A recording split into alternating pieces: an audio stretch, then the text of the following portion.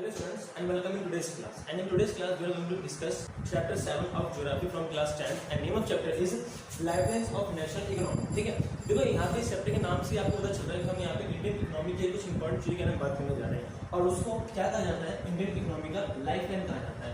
तो बेसिकली ये ऐसी कौन सी चीज है जिसे इंडियन इकोनॉमी की लाइफलाइन कही जाती है? तो आंसर इज वेरी सिंपल और यहाँ का आंसर है वेज, यानी कि ऐसे रास्ते जिन रास्तों से आप सामान का एक्सपोर्ट इंपोर्ट करते हो उसी को यहाँ पे क्या कहा गया, लाइफलाइन कहा गया इकोनॉमिक का। ये आपको ध्यान रखना है।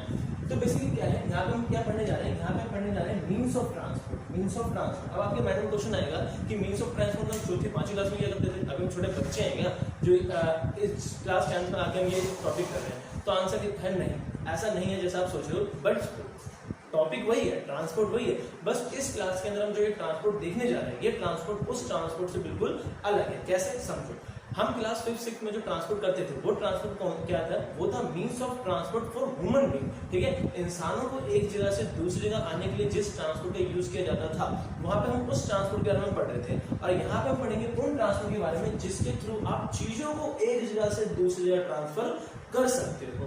ये आपको ध्यान रखना है, ठीक है। और ये टॉपिक सिर्फ आज के मॉडर्न टाइम पे नहीं, एंशिएंट टाइम पे नहीं, बल्कि मिडवल टाइम पे, ठीक है, एंशिएंट टाइम पे, हर एक टाइम पे ये इंपॉर्टेंट रहा है। ठीक है, इंडिया की हिस्ट्री हो, प्री हिस्ट्री हो, फिर किसी भी कंट्री की हिस्ट्री हो, उस हिस्ट्री के अंदर ये जो वेज होते हैं, जो रास्ते होते हैं, किसी भी कंट्री की इकोनॉमी को बूस्ट करने के लिए काफी इंपॉर्टेंट होते हैं। भाई सिंपल चीज है, आपको अगर अपना सामान एक्सपोर्ट इंपोर्ट करना है तो आप एक्सपोर्ट इंपोर्ट या खरीद बेच तभी सकते हो जब आपके पास एक बेस्ट मीन्स ऑफ ट्रांसपोर्ट होता है। एक सामान को एक जगह से दूसरी लाने के लिए अगर आप एक बेस्ट और इकोनॉमिकल तरीके चूज करते हो तो उसमें आपका कॉस्ट कम आता है और आप एक सामान को एक जगह से दूसरी का काफी इजीली मूव कर सकते हो। तो हम इस टॉपिक हम इस चैप्टर में बेसिकली क्या पढ़ने जा रहे हैं, तो हम इस चैप्टर के अंदर बेसिकली जो मीन्स ऑफ ट्रांसपोर्ट है वो 3 तरह के होते हैं। अब जैसा आपको बताया कि जो वेज होते हैं, जो रास्ते होते हैं, वो रास्ते 3 डोमेन में बटे हुए होते हैं, या तो थ्रू वाटर होते हैं, या तो थ्रू एयर होते हैं, या तो थ्रू लैंड होते हैं। ये आपको ध्यान रखना है। तो इन्हीं 3 डोमेन के बिहाफ पर ही हमें 3 अलग अलग टाइप ऑफ ट्रांसपोर्ट के बारे में पढ़ना है। लेकिन एक चीज आपको ध्यान रखना है क्या, कि एंशिएंट टाइम से लेके आज के टाइम तक ट्रेड हमेशा हुआ है, हर बार हुआ है, लेकिन ट्रेड करने के जो रास्ते हैं वो डेवलप हुए हैं और रास्ते चेंज होते रहे हैं। तो इस चैप्टर के अंदर हमें आज के अकॉर्डिंग, यानी आज के टाइम पे जो मीन्स ऑफ ट्रांसपोर्ट यूज होते हैं और जो वेज, जो डोमेन, अर्थ के डोमेन यूज होते हैं, यानी कि वाटर, एयर और रोड, इन तीनों में से किसी एक के बारे में, इन तीनों के बारे में पढ़ेंगे। तो देखो यहाँ पे क्या है, मीन्स ऑफ ट्रांसपोर्ट आपको पता है 3 तरीके के होते हैं। कौन कौन से? पहला होता है लैंड, दूसरा होता है वाटर और तीसरा होता है एयर, राइट। तो इन तीनों ही मीन्स ऑफ ट्रांसपोर्ट में अलग अलग तरीके से, काफी डिफरेंट तरीके से आप व्हीकल्स का यूज करते हो सामान को एक जगह से दूसरी जगह मूव करने के लिए। अब वो क्या है, देखो लैंड में सबसे पहले आते हैं 3 वे। पहला होता है रोडवे, दूसरा होता है रेलवे, तीसरा होता है पाइपलाइन। ठीक है, अब देखो आपके माइंड में क्वेश्चन आएगा, रेलवे हम पढ़ चुके हैं और रोडवे हम पढ़ चुके हैं, ठीक है, बिल्कुल सही बात है, आप पढ़ चुके हो, लेकिन क्या आपने पाइपलाइन पढ़ा है? आंसर है नो। क्यों? क्योंकि उस टाइम पे हम जब लैंड के अंदर रोडवे और रेलवे पढ़ रहे थे तो ये इंसानों को एक जगह से दूसरी जगह मूव करने के लिए, लेकिन मैंने अभी भी क्या कहा, इस चैप्टर में हम सिर्फ और सिर्फ जो गुड्स होते हैं उसको एक जगह से दूसरी जगह कैसे मूव करें वो पढ़ेंगे।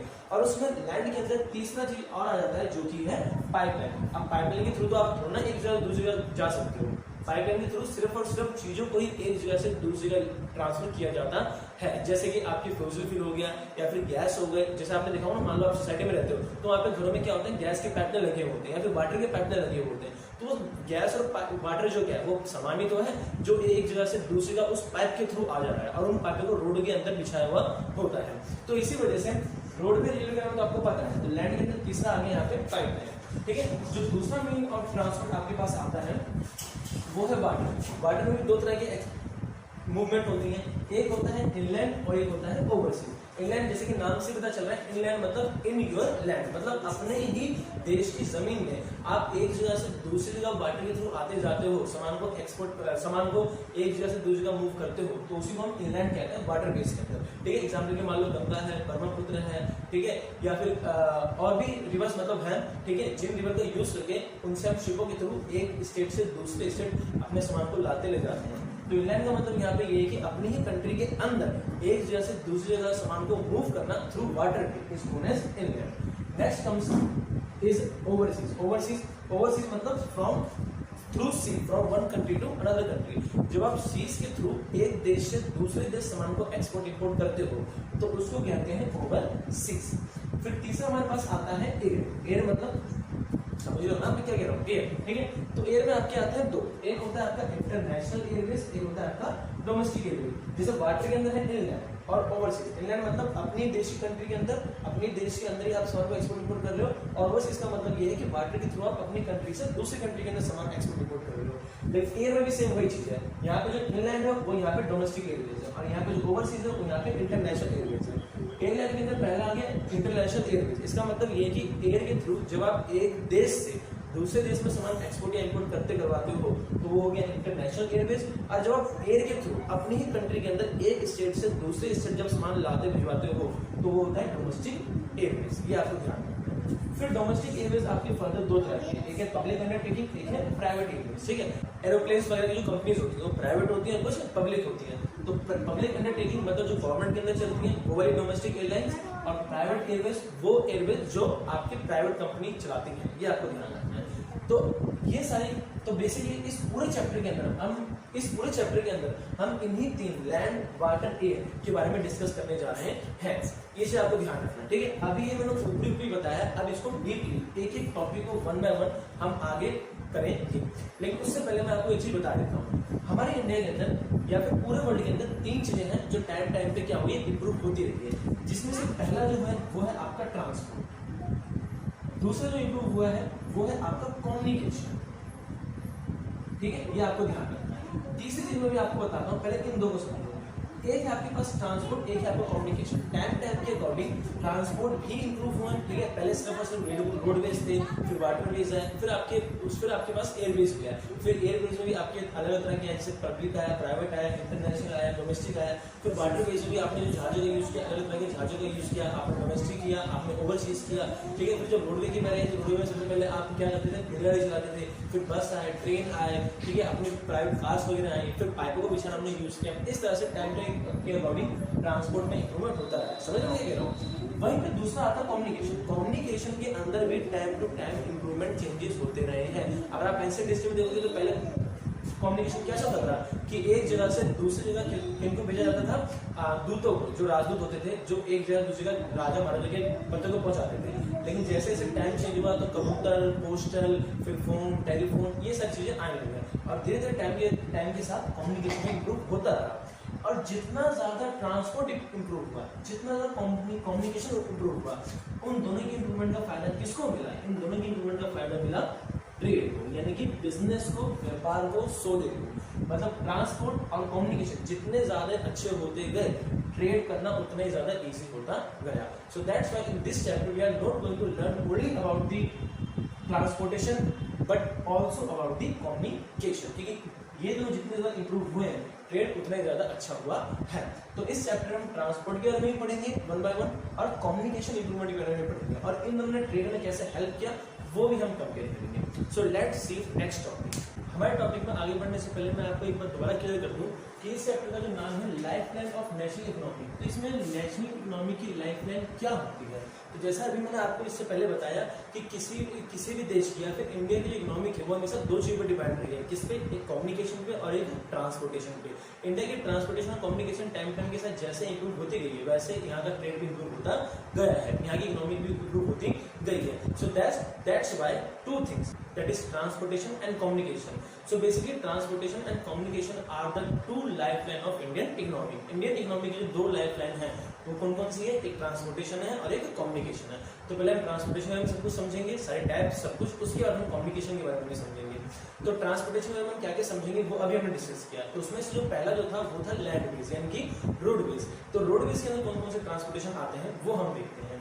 देखो सबसे पहले यहाँ पर रोडवेज के हमें डिस्कस किया गया है। क्या डिस्कस किया है जरा इसको हम देखते हैं। और इसको डिस्कस करने से पहले मैं आपको बता दूं कि जो जितना ही मैंने बोर्ड पे लिखा हुआ है ये आपके लिए एक तरह का क्लास पॉइंट है। तो मैं आपसे ये रिक्वेस्ट करूंगा कि आप इन क्लास पॉइंट को या तो समझने से पहले या समझने के बाद नोट कर लें, बट जब मैं समझा रहा हूँ तब नोट ना करें, तब आपको दिक्कत होगी, क्योंकि आप समझोगे नहीं और नोट भी करोगे तो फिर प्रॉब्लम हो जाएगा। तो इससे अच्छा है कि पहले आप नोट कर लें फिर समझें वीडियो को पॉज करके, या तो पहले आप समझ लें और फिर नोट करें वीडियो पॉज करके, ठीक है। लेकिन दोनों काम एक साथ ना करें, यहाँ पे क्लास पॉइंट भी बनता जाएगा जिससे आपको एग्जाम में लिखने में आसानी होगी विद पॉइंट्स। तो चलो करते हैं स्टार्ट। पहले आता है हमारे पास रोडवेज। तो इसके बारे में क्या कहता है, इसके बारे में कहता है India has second largest road network in the world. ठीक है, अब आपको पता है सिर्फ इंडिया ही नहीं बल्कि पूरे आज की जो जितनी भी कंट्री है वो लगभग हर एक कंट्री के अंदर एक बहुत ही बड़ा रेलवे बिछ चुका है उनकी कंट्री के ट्रांसपोर्टेशन के लिए, मूवमेंट के लिए, चाहे वो इंसानों में मूवमेंट हो या किसी चीज में मूवमेंट हो। ठीक है, तो इन सारे कंट्री में इंडिया का जो रेलवे नेटवर्क है वो सेकंड लार्जेस्ट रेलवे नेटवर्क है। क्यों? क्योंकि इंडिया का जो रेलवे नेटवर्क है वो 62.16 लाख किलोमीटर यानी कि लगभग 62,16,000 यानी कि 62,16,000 किलोमीटर तक फैला हुआ है इंडिया का रेलवे नेटवर्क। तो आपके माइंड में आएगा कि फर्स्ट कौन है, तो फर्स्ट ऑब्वियसली बात है United state of America. This is the USA is the first country which have the largest railway network in the world and after that our country India comes। ठीक है, फिर next point कहता है roadways have grown in Indian due to the following reason. ठीक है, अब देखो India में इंडिया में जो रोडवेज है वो तो ग्रो हुआ है, वो सच है, लेकिन मैं आपको यहाँ पे कंपैरिजन बता रहा हूँ। कंपैरिजन किसका? रोडवे और रेलवे का, कि इंडिया के अंदर जो रोडवे है वो ज्यादा इंप्रूव हुआ है, ज्यादा बेटर हुआ है और लोग रोडवे को ज्यादा चूज करते हैं इन द कंपैरिजन ऑफ रेलवेज। ठीक है, तो इन नेक्स्ट टॉपिक जो अगला टॉपिक है उसमें हम यही समझने की कोशिश करेंगे कि जो लोग हैं वो रोडवे को क्यों प्रेफरेंस देते हैं ओवर द रेलवेज, ये हम देखते हैं दोनों कंपैरिजन। तो यहाँ पे क्या कहा गया, यहाँ पे कहा गया construction of cost of road is much lower than that of railway line. First thing यहाँ पे ये कहा गया है कि जब किसी भी देश की कंट्री जब वहाँ पे रोडवे और रेलवे दोनों को बनाती है तो उन दोनों में से सबसे कम खर्चा जो बनवाने में आता है वो रोडवे को, यानी कि रोडवे को बनाने में सबसे कम खर्चा आता है इन द कंपैरिजन ऑफ रेलवे। ऐसा क्यों? ऐसा इसलिए क्योंकि आपको पता है जो रेलवे लाइन होती है उस पर आपकी स्टील बेचते हैं, इतने मोटे मोटे बड़े बड़े स्टील बेचते हैं जिनके ऊपर रेलवे चलती है, तो वो स्टील काफी महंगी होती है, उनको खरीदना, उनको बनवाना, फिर बिछवाना, तो वो उसी में काफी ज्यादा कॉस्ट लग जाता है। बट रोडवे के अंदर ऐसा कुछ भी नहीं होता, सीधा कंकड़ पत्थर सीमेंट बालू डाला और रोड तैयार। वो अलग बात है कि कुछ लोग कुछ विलेजेस के अंदर ऐसे रोड बनते हैं कि वो अगले दिन ही निकल के गायब हो जाते हैं, या फिर कुछ केसेस आपने सुना होंगे, अभी हाल फिलहाल में आ रहा था कि रोड चोरी ही हो गया, तो वो एक अलग चीज है। ठीक है, हालांकि अब नकली रोड बनेगा तो कुछ ऐसा ही होगा, आसानी से लोग उखाड़ के लेके जाएंगे, तो रोड अच्छे से बनवाने जाने चाहिए। तो कहने का मतलब क्या है, roadway is more cheaper to construct in the comparison of railway due to the use of steel in railways. Railways के अंदर स्टील यूज होता है इसलिए थोड़ा एक्सपेंसिव पड़ता है गवर्नमेंट को बनवाने में, बट रोडवेज इतना एक्सपेंसिव नहीं होता, तो इसलिए ये पहला पॉइंट हो गया। सेकंड पॉइंट क्या कहता है, सेकंड पॉइंट यहाँ पे कहता है कि roads can traverse comparatively more dissected and undulating topography. अभी पहले इस सेंटेंस को पहले से इस सेंटेंस को समझने से पहले हम यहाँ इनमें जो कुछ टर्म्स यूज हो उनको समझते हैं। सबसे पहले आता है टोपोग्राफी। टोपोग्राफी क्या होता है? हालांकि आपने 8th से 9th में पढ़ा होगा, लेकिन आपने किसी की बात को ध्यान दिया नहीं होगा, तो शायद टोपोग्राफी आपसे मिस हो गया। तो नहीं, मैं यहाँ पे आपको बताता हूँ टोपोग्राफी क्या होता है। तो बेसिकली द फिजिकल प्रेजेंटेशन, ठीक है, या फिर physical structure of roadways is known as topography. ठीक है, सिंपल सी है, जो लैंड है, जो जमीन है वो हर जगह एक जैसी नहीं होती, कहीं उबड़ खाबड़ होती है, कहीं समतल होती है, कहीं पे जिगजैग होता है, कहीं पे ऊंच हो, कहीं पे आपके ऊंचे ऊंचे माउंटेन होते हैं, कहीं पे प्लेटू होता है, कहीं पे कुछ, कहीं पे कुछ। ठीक है, तो हर जगह का हर रास्ते का जो फिजिकल एग्जिस्टेंस, हर रास्ते का, हर जगह का, हर लैंड का जो फिजिकल एग्जिस्टेंस होता है वो सेम नहीं होता, अलग अलग होता है। So different existence of lands is known as topography, ये ध्यान रखना। तो ये पॉइंट ये कहता है, ये पॉइंट ये कहता है कि जो रोड्स होते हैं वो किसी भी तरह की टोपोग्राफी से गुजर सकते हैं, चाहे वो डिसेक्टेड यानी कि उबड़ खाबड़ हो, ठीक है, या फिर एंडुलेटिंग। एंडुलेटिंग मींस मतलब घुमावदार, ठीक है, जो ज्यादा घुमावदार होते हैं वैसे रोड हो। मतलब रोड किसी भी तरह के हो, उबड़ खाबड़ रोड हो, घुमावदार रोड हो, किसी भी तरह की रोड हो, वो हर एक रोड के अंदर आप सड़क बना सकते हो और सड़क बना के आप अपने व्हीकल को उस पर रन कर सकते हो। बट रेलवे में ऐसा नहीं हो सकता। आपने ऊंचे ऊंचे माउंटेन में रेलवे नहीं देखा है, ठीक है, उबड़ खाबड़ इलाकों में रेलवे जल्दी नहीं बनता, अगर बनता भी है तो उसमें फिर और ज्यादा कॉस्ट लगता है, ये आपको ध्यान रखना है। फिर नेक्स्ट पॉइंट ये कहता है roads can negotiate higher gradients of slopes and as such can traverse mountains such as the Himalayas. ठीक है, यहाँ पे कहता है जो रोड होते हैं वो easily higher gradients of slopes, यानी कि रोड जो होते हैं वो हायर स्लोप वाले जो माउंटेन्स होते हैं। अब स्लोप का मतलब क्या होता है, जैसे मान लो ये आपका माउंटेन है, तो माउंटेन में जो ये जा रहा है, ये आपने पढ़ा होगा ना, मैथ्स के अंदर शंकु होता है, कोण, तो कोण के लिए आपने पढ़ा होगा ये स्लोप होता है। ठीक है, तो ये स्लोप ज्यादा ग्रेडियंट, ज्यादा ग्रेडियंट मतलब ज्यादा खड़े हो, ठीक है, तो ऐसे स्लोप्स के ऊपर भी रोड बनाए जा सकते हैं। ठीक है, और जो ऊंचे ऊंचे माउंटेन्स होते हैं जस्ट लाइक हिमालय, हिमालय से ऊंचा माउंटेन तो कोई है ही नहीं, आपको पता है, तो ऊंचे से ऊंचे और लंबे से लंबे स्लोप वाले माउंटेन्स पर भी रोड बनाए जा सकते हैं, बट क्या रेलवेज बनाए जा सकते हैं? आंसर है नो, नहीं बनाए जा सकते। इसलिए लोग रोडवे को ज्यादा प्रेफरेंस देते हैं इन the comparison of railways. Next point कहता है road transport is economical in transportation of few person and relatively smaller amount of goods over short distance. और यहाँ पे दो बातें कही गई हैं, दोनों बातों को वन बाय वन समझते हैं। पहला बात यहाँ पर कहा गया है road transport is economically, economical मतलब चीपर, सस्ता, ठीक है, ट्रांसपोर्टेशन ऑफ फ्यू पर्सन। मान लो कुछ ही लोग हैं, मान लो 2 या 3 लोग हैं, ठीक है, उनको एक जगह से दूसरी जगह जाना है शॉर्ट डिस्टेंस के लिए, कम दूरी के लिए, तो वो किसको प्रेफर करेंगे? वो अपना बाइक वगैरह से चले जाएंगे। अब उस शॉर्ट डिस्टेंस के लिए क्या आप रेल को यूज कर सकते हो? नहीं यूज कर सकते। क्या पता उस शॉर्ट डिस्टेंस में रेलवे उपलब्ध ही ना हो, अगर उपलब्ध हो तो उसका टिकट एक्सपेंसिव हो, वहीं पर आप अपने बाइक से आते तो 60 रुपए की पेट्रोल भरवाओ, आराम से पहुंचोगे। हाँ मालूम है पेट्रोल आजकल महंगा हो रहा है, बट फिर भी, ठीक है। सेकंड पॉइंट कहता है relatively smaller amount of goods, जैसे कम लोगों को अगर शॉर्ट डिस्टेंस के लिए एक जगह से दूसरी जगह जाना है तो roadway is much better than railway. Similarly अगर हमें कम गुड्स को भी एक जगह से दूसरी जगह भेजना है शॉर्टर डिस्टेंस में, तो उसमें भी रोडवेज ही बेटर होता है। अब मान लो आपका सामान बहुत ज्यादा है, वो सामान इतना ज्यादा है कि आप उसे ई रिक्शे में, ठीक है, या अपने कार में नहीं डाल सकते, टेम्पो में नहीं डाल सकते, और ट्रक में भेजोगे तो काफी महंगा पड़ जाएगा। तब उस कंडीशन में आप अपने सामान को रेलवे में भेजो, वो सस्ता पड़ेगा। तो यहाँ पे सिंपल कहने का मतलब ये है कि चाहे गुड्स हो या ह्यूमन बीइंग हो, अगर दोनों को ही शॉर्ट डिस्टेंस तय करना है तो roadway is much cheaper than railways, क्योंकि रोडवेज क्या है उस जगह अवेलेबल होते हैं शॉर्ट डिस्टेंस के लिए, लेकिन रेलवेज अवेलेबल नहीं होती। और मान लो अगर रेलवे अवेलेबल है भी तो उसका कॉस्ट ज्यादा होता है शॉर्ट डिस्टेंस के लिए इन कंपेयर टू रोडवेज, ये आपको ध्यान रखना है। नेक्स्ट पॉइंट ये कहता है, नेक्स्ट पॉइंट ये कहता है it also provide door to door service, thus the cost of loading and unloading is much lower. देखो यहाँ पे क्या कहता है, यहाँ पे कहता है कि जो रोडवेज होते हैं ये ना डोर टू डोर सर्विस देते हैं। डोर टू डोर सर्विस का मतलब क्या है कि मान लो अगर मान लो आप जिस घर में रहते हो वो घर रोड के पास है, तो अगर मान लो आपको कहीं भी आना हो, जाना हो, या फिर कोई सामान भिजवाना हो या कोई सामान मंगवाना हो, तो अगर जो रोड है, अगर वो चलता रोड है, तो आपके घर के सामने वो बस रुक सकती है। जिस रोड के पास आपका घर है उस रोड पे जो बस चल रहा है वो बस आपके घर के सामने रुक सकती है, और जो सामान आपको उतरवाना चढ़वाना हो आप बस से डायरेक्टली निकाल के डाल सकते हो या खुद भी आ जा सकते हो, ठीक है। लेकिन रेलवे में क्या ऐसा हो सकता है? क्या अभी आपने रेलवे देखा है कि रेलवे की पटरी गिरी और घर एकदम जस्ट साफ हो रहा? अगर ऐसा हुआ तो आपका घर दिखेगा नहीं, ना आप दिखोगे। या फिर ऐसा नहीं होता कि जो रेलवे है वो सीधा घर के अंदर घुस जाए, हाँ बताओ क्या सामान ले जाना है, हम लेके जाते हैं, क्योंकि ऐसा पॉसिबल ही नहीं है ना।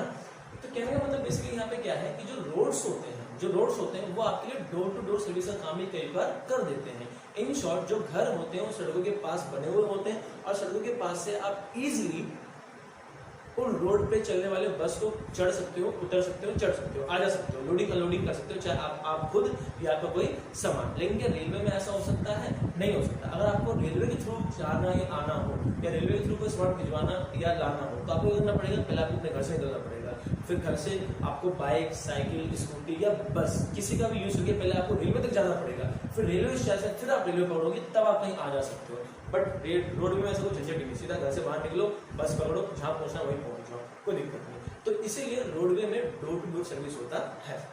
नेक्स्ट है road transport is also used as a feeder to other modes of transport because it provide a link between railway station, airport and sea port. ये पॉइंट ये कहता है जो रोड के ऊपर जो ट्रांसपोर्ट चलते हैं, चाहे कार, साइकिल, बस, कुछ भी हो, ठीक है, तो रोड के ऊपर जो व्हीकल्स चलते हैं वो व्हीकल एक तरह का फीडर मतलब हेल्प करने वाला फीडर की तरह काम करते हैं। किस चीज के लिए?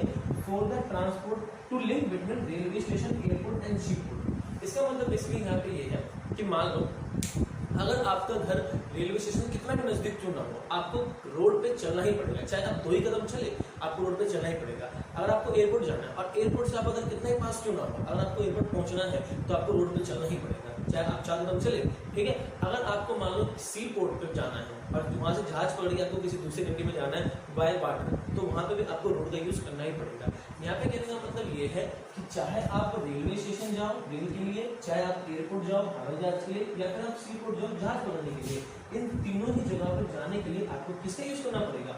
आपको यूज करना पड़ेगा रोड वेज का, चाहे आप 1 मीटर के लिए करो या 1 किलोमीटर के लिए। तो यहाँ पे कहने का मतलब ये है कि जो रोडवेज होता है वो रेलवे को भी, एयरपोर्ट को भी और सी पोर्ट को भी, तीनों को लिंक करता है कि अगर आपको इन तीनों में से कहीं भी जाना है तो you have to use roadways, चाहे पैदल जाओ, चाहे बस से, चाहे साइकिल से, आपको यूज करना ही पड़ेगा। क्या ऐसा कभी हुआ है कि रोड पे बस पकड़ने के लिए आप रेलवे से जा रहे हो या एयरपोर्ट पे जा रहे हो और हवाई जहाज पकड़ रहे हो, आपने बोला मुझे 306 नंबर बस पकड़नी है तो मैं सीधा रेलवे से जाऊंगा, नहीं होता ना, बल्कि बस पकड़ते हो आप रेलवे स्टेशन जाने के लिए। तो कहने का मतलब यहाँ पे यही है कि roadway did the function of link between railway, airport and sea port, ये आपको ध्यान रखना है, ठीक है। तो आई होप यहाँ तक के सारे पॉइंट आप समझ चुके होंगे। आज की क्लास में इतना ही, ठीक है। ये था रोडवे का फर्स्ट पार्ट, ठीक है। रोडवे के अब इंडिया में रोडवे एक तरह के नहीं है, अलग अलग तरह के रोडवेज है, ठीक है। कहीं पे 2 वे है, कहीं पे 3 वे है, कहीं पे 4 वे है, कहीं पे 6 वे है, ठीक है। तो there are different type of roadways और इन सारे रोडवेज को मेंटेन करने का काम अलग अलग गवर्नमेंट बॉडीज करती है। तो नेक्स्ट क्लास के अंदर हम उन्हीं टाइप ऑफ रोडवेज के बारे में बात करेंगे और उन टाइप ऑफ रोडवे को मेंटेन करने वाले गवर्नमेंट बॉडीज के बारे में बात करेंगे। जब तक कीप लर्निंग, कीप स्माइलिंग।